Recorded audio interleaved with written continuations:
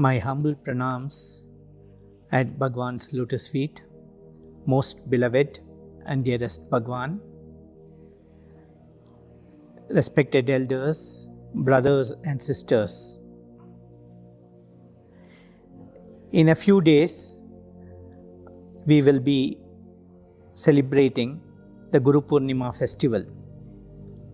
Among the major festivals which were celebrated in Prasanthi Nilayam, 4 stand out, and those are Shivaratri, Navaratri, Guru Purnima and Bhagawan's birthday. There were of course other festivals like the Krishna Janmashtami and Ram Navami and Ugadi and the New Year. But these are 4 festivals for which a large number of devotees used to assemble from all over the world. When Bhagawan declared, threw away his books on the 20th of October 1940, he led mankind and taught mankind the way to pray. Manasa Bhajare Guru Charanam. Worship the feet of the Guru who was announcing himself at that time. So Swami reminds us that he is the Guru, the one who will lead us to our destination. Who is a Guru? Swami says, one who is Gunatita and one who is Rupa Varjita. Gunatita is one who transcends the gunas. Every human being is a combination of the Sattva, Rajas and the Tamas gunas. These gunas, the interplay of these gunas determines the nature of the person, and the predominant guna among these, the predominant quality among these decides whether he is a sattvic person, a rajasic person or a tamasic person. But God is someone whose nature you can't fathom. So he is beyond the gunas. And what is Rupa Varjita? Rupa Varjita is one who does not have a form. Or maybe I feel it is not that he does not have a form or is formless, but he is present in every form. So Swami fits into this so beautifully. He is the one whose nature we cannot fathom, and he is the one who is the indweller in all the hearts. This we have seen in a number of occasions. I remember an incident which happened in Kodaikanal in the year 1986 when Swami had taken us. It was for the first time that Swami had taken a group of students to Kodaikanal, and the occasion was the inauguration of the Sai Shruti Mandir. Of course, the Mandir itself was christened only during that visit. Swami chose the name as Sai Shruti on the day he inaugurated the Mandir. Now we stayed with Swami. We had a very wonderful time staying with Swami in the same house, in the same floor as Swami, upstairs, just next to Swami's room. And there were 2 of us who Swami would ask us to speak every evening. Invariably, Swami would call both of us, one brother Gopi Chandran and myself, and he would ask us to speak in the evenings after the bhajan was over outside. Swami would call us inside. There would be a sitting and Swami would ask both of us to speak. Besides us, there were a number of others also who would speak. But 2 of us invariably Swami would call to speak. Of course, the evening would come to a very beautiful, it would blossom into a very beautiful session with Bhagawan giving a discourse on some point raised by one of the speakers. We were nearing the end of that trip. And a very senior person, a person who had been awarded the Bharat Ratna, Mr. C. Subramaniam. He had been a union minister, he had been a governor of Maharashtra, and he was associated with the Bharatiya Vidya Bhavan. This gentleman had come to Sai Shruti, and Swami called him inside, spoke to him, introduced all of us, asked us to tell him about our research topics, and then asked us to chant Vedam, to sing bhajans, and to play on musical instruments. And finally, when we came for the session inside, Swami just told him, Subramaniam, my boys can speak extempore. You can choose anyone to speak, and you can give them any topic to speak, and they will do it extempore. Mr. C. Subramaniam first selected Brother Gopi Chandran and asked him to speak on biotechnology. And he gave an excellent talk on biotechnology. And after his talk was over, Swami said, you can choose one more boy and give him one more topic. And he pointed to me, Mr. Subramaniam pointed to me and said, Swami, I want that small boy to speak. And as I got up and took Pad Namaskar, Swami asked him topic, and he said, nuclear science. And so I spoke about this for some time. And then after the speech got over, Swami, like a proud mother, asked Mr. Subramaniam how the speech was, and he said that it was, both of us had spoken very well. And after that, he took leave of Bhagawan, took Pad Namaskar and left. And after he left, Swami asked this question. Swami asked, there are so many of you students here. How is it that among all of you, Subramaniam chose only these students to speak, whom I have been asking to speak in my presence every day? We were also stunned by that. We had also wondered how he had also chosen both of us to speak. And then Swami said, remember this well. I am the indweller in all your hearts. And it is I who make you do all that you do. And that was such a beautiful revelation to us, because Swami always tells us that the purpose of his mission is to unite mankind. And how would he do this uniting of the entire human family of mankind? Swami said, the path leading to this would be with work, worship and wisdom. As he said, karma, bhakti and jnana. These are the three paths that lead to him. And depending on our tendencies, each chooses one of these. Some people are interested deeply in doing service, in indulging in action. And so karma is the path for them.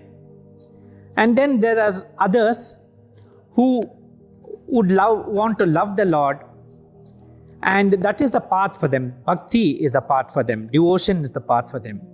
And there are others who would use their sharpened and purified intellects to dissect between what is true and what is untrue, what is Sathya and what is Mithya. And for them would be the path of jnana. And what would all these three paths lead to? Swami said, the purpose of my mission is to unite all mankind by showing that the same divinity resides in all human beings. He said, when they realize that the indwelling God is the same, then all the distinctions of caste, creed, religion, nationality, gender, economic status, all this would just disappear and mankind would be one happy family, Vasudhaiva Kutumbakam. This was the lesson that Swami has come to teach. And he does this with every instance, in fact, every moment. Swami is a teacher. Once in one of the discourse, Swami said, Naham manushyo nacha deva yakshaha. I am not a man. I am not a deva or an angel. I am not a yaksha. Na brahmachari vani grihastaha. You cannot classify me as one of those brahmachari or vanaprastha or grihastha or one of those classifications. Then Swami said, Aham Sathya Bodhakaha. I have come as the teacher of truth. And this is what he does with every incident, with every instance that he interacts with us. This message is subtly conveyed to us. Let me take you back to the year 1976. In Vrindavan, from the year 1972 onwards, there used to be the summer course in Indian culture and spirituality.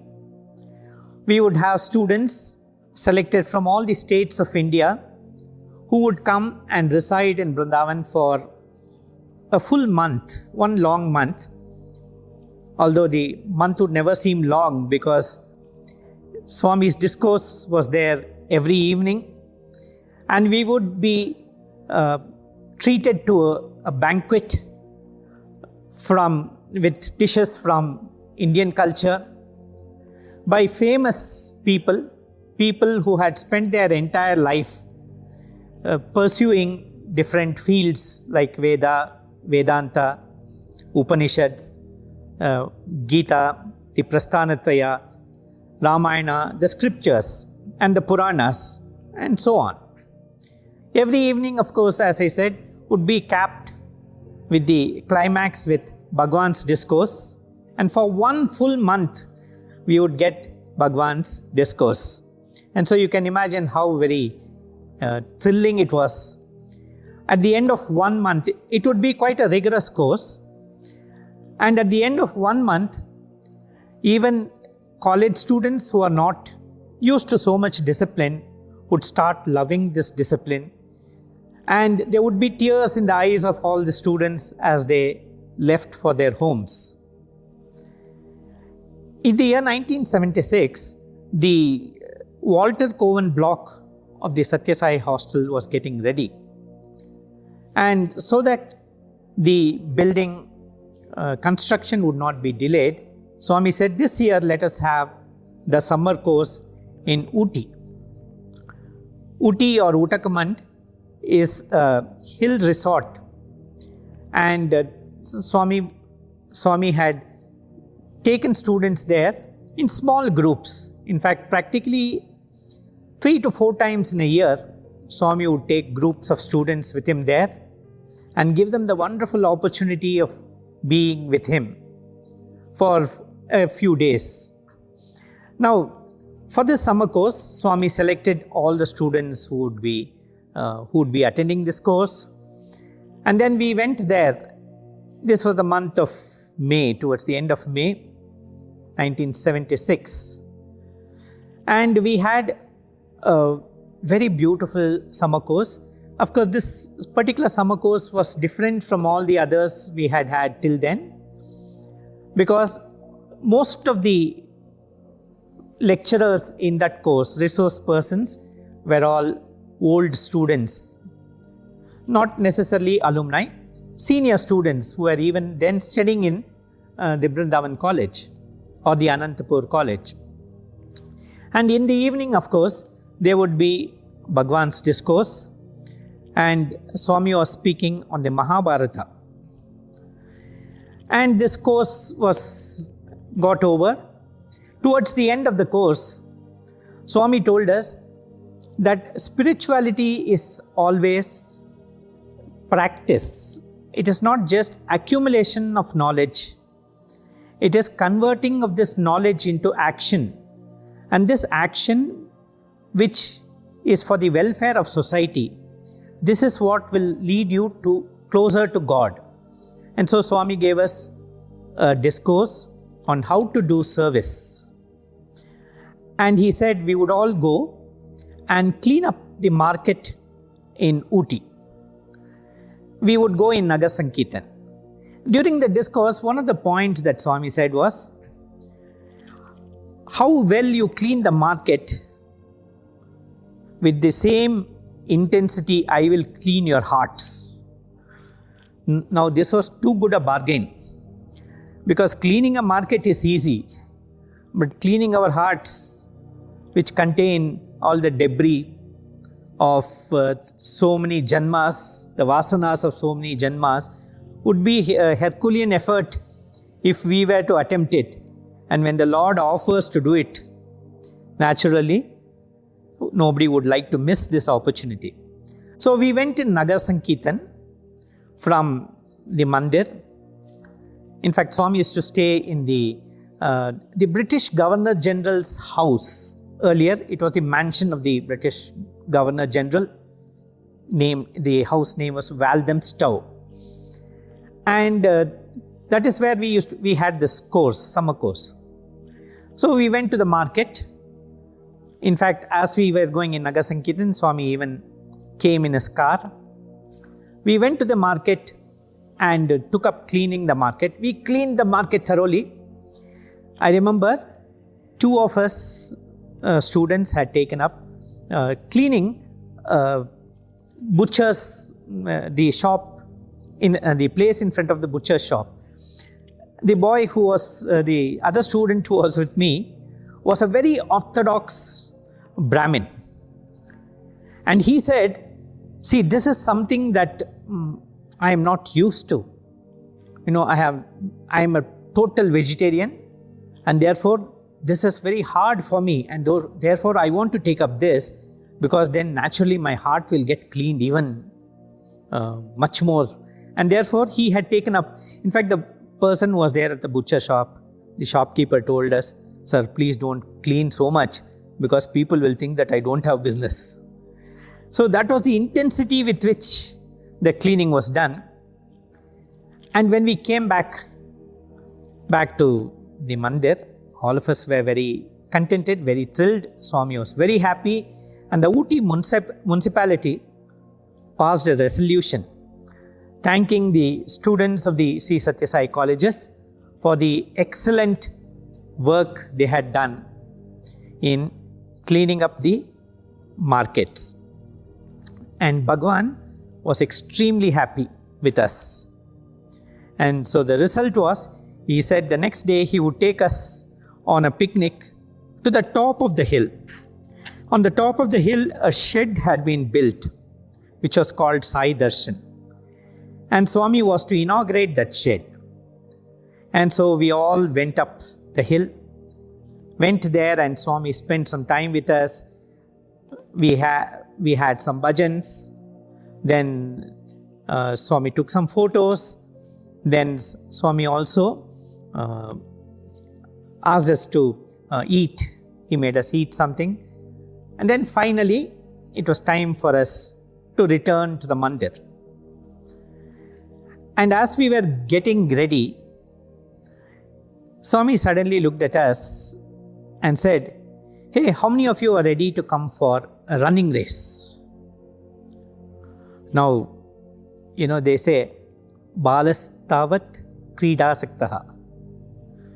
The nature of young people is to indulge in sports or activities, physical activities like that. And therefore, we were all very excited. And who would miss this opportunity to participate in a running race with Swami? So we all said, Swami, we will come. Then Swami said, okay, now whoever comes first, will get a prize from me. And what is the prize? He said, a prize of your choice. You can choose what prize you want. I will give it to you. And so he said, ready, steady. And even as he said, go, Swami got into his car. And even though we were surprised, we did not stop to see that. We quickly ran down the hill. And as we all ran down the hill, about 10 of us were able to reach the portico. Of course, even as we were reaching the portico, we saw Swami's car coming from the other side. But maybe purposely, Swami was coming slowly so that we get the prize. Swami had gone down to the Ooty town, gone for a round and come back so that we would be the winners. And as Swami got down from the car, Swami said, hey boys, good boys, you won the race. You won the race. And then he asked us, what prize do you want? And we all said, Swami, we want you as the prize. Then Swami said, take me, he said. And we are all very excited when Swami said, today evening, I'll give myself to you. And we were all very intrigued. Swami is going to give himself to us. How is it going to be? And there was twinkle in Swami's eye as he said this. And then Swami retired. In the evening, we had all assembled in that hall. And Swami came down, and we could see that Swami was very, very excited about something. He asked them to reduce the volume of the microphone. He called us closer, and then he asked us, my dear children, if you have any questions, ask me. And one of the students surprised us by asking this question. He said, Swami, how do we teach a lesson to all these elders? We were all surprised and shocked at his question. And then Swami said, right from the time I was a young lad, I have been teaching humanity. And I will tell you the story of my life, my biography, and how at every instance I taught mankind the right lessons. When I was a student, I taught students how they should live. It was a small village. Puttaparthi was a very small village with hardly population of 150 people. There was not even a road leading to Puttaparthi. People would have to come to Bukkapatnam. They would have to come to Karnataka Nagapalli on the other side of Chitravati, wade through the river, which used to be in spate more than most of the time. And there would be water other times also. And they would have to cross this river and come to this village. I was born in such a small village. I was born in a very small family. And yet, you see that today the entire world comes to Prasanthi Nilayam. I have drawn the entire world to Prasanthi Nilayam. How did I do it? He said, by my conduct. And then Swami narrated to us how even that at that young age, he would bring children close to him and he would teach them the importance of devotion, of discipline, of duty, and how even though he did not have more than a pair of clothes, he would come home, take off these pair of clothes, tie a towel, wash these, and after they dry, to iron these, he said, I would put live embers, coal, into a pot and then iron my clothes so that all the time I was neat and tidy. And then Swami said, this body's father would get a pair of clothes in a year, and there were times because I had to use it all the time for going to school and coming back, it would be torn at places. And I did not have money, even to get it stitched, so I would use a thorn. But at all times, I was neat and tidy. And I didn't want that others should know that I come from a poor family. I would also run in between the classes and cook for my grandfather, serve food for him. I would cook in the morning before going to school, run back, serve food for my grandfather and serve myself. Both of us would eat. Then I would run back the 3 to 4 kilometers back to the school. And Swami said, I was active all the time. And when I would come back from school, there would be a long line of people waiting there because I was very good at making rasam. Pepper rasam, Swami said. And these villagers were all waiting because they wanted to drink that pepper rasam. And particularly those who had fever or some illness like that, they would say, Raju, the rasam that you make is so tasty. And it's such a good medicine that we get cured very fast. So please make rasam for us. And I would make rasam for them. And I would teach even the villagers who are not my age but older than me. I would teach them. I would teach them because it was so important to teach them. There were money lenders who cheat the villagers because they were not literate. And therefore I would teach them simple things, simple arithmetic and so on. And then Swami narrated his entire life. And then he said how throughout his life he won the love and the respect of his classmates. And then the time came when he threw away the books and he decided to move into the next phase where now he would have to teach. The stage would now become bigger and mankind would have to be brought and taught. And Swami said how at that point when Swami was returning to Puttaparthi, he said all the students wanted to come to Puttaparthi, and so they arranged buses and came to Puttaparthi, and they were all in tears. And Swami said, from those days, youth have been following me. And Swami said, not only then, youth will always follow me. And then Swami did something. He said, all of you have come to me, so your future is very safe in my hands. See, he said. And with wide circles, Swami created a plaque, a silver plaque. And on this silver plaque was a map. On this map, we could see that there were some gems embedded. And Swami said, see, in this plaque, you can see that there are gems. These are places where the Satya Sai centers would come. And one student will be heading these centers, each of these centers. And the names of all these boys who will be heading the centers is also mentioned in this. And so we all said, Swami, please read it out to us, please read it out to us. Swami said, no, I will not read it out to you.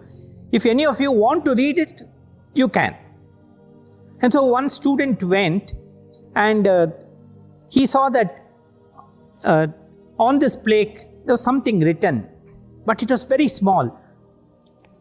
And to magnify it, he took somebody else's spectacle and magnified it. And he said, Swami, it's in Sanskrit. Swami said, yes, of course, it's in Sanskrit. And Swami said, there are 100 shlokas. In these 100 shlokas are mentioned all that this Sai avatar will reach, all that the Sai avatar will do in this particular avatar. And Swami said, all the great social works that are going to come. This was in the year 1976. but Swami had already planned the super specialty hospitals, the water projects, and of course all this educare, medicare, socio-care all over the world.